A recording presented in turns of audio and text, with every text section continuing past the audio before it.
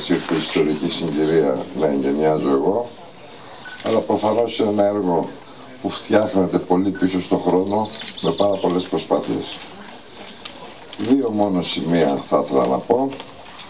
Το εξής: πρώτο, ανάκτορο του Νέστορα, ο μύθος του Νέστορα. Είμαι βέβαιος ότι η σοφία του Νέστορα έχει διαχυθεί στην Πύλο, στη χώρα, στα χωριά της Μεσσηνίας και από εκεί στην Πελοπόννησο, για να φωτίζει λίγο όλους μας τους δύσκολους καιρούς που περνάμε.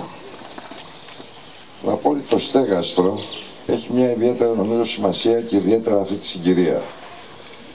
Ένα μνημείο της κλίμακας και της σημασίας του ανακτόρου του Νέστορα στεχάζεται από ένα επίτευγμα αρχιτεκτονικής και τεχνολογικής μεγάλης σημασίας. Το παλιό και το νέο συναντώνται εδώ, δείχνουν πως τεχνολογικές εξελίξεις, αρχιτεκτονικές εξελίξεις, επιτεύγματα στην τεχνολογία και στις θετικές λεγόμενες επιστήμες μπορούν να συνδυαστούν με ζητήματα της αρχαίας κληρονομιάς και να αρχίσουν να φτιάχνουν μια Ελλάδα που πατάει σε όλα της τα πόδια μαζί. Και ένα δεύτερο σημείο. Όπως ξέρουμε όλοι, όλη η προσπάθεια που αφορά το ανάκτορο του Νέστορα είναι συνδυασμός προσπαθειών όχι μόνο πολύχρονων και όχι μόνο Ελλήνων.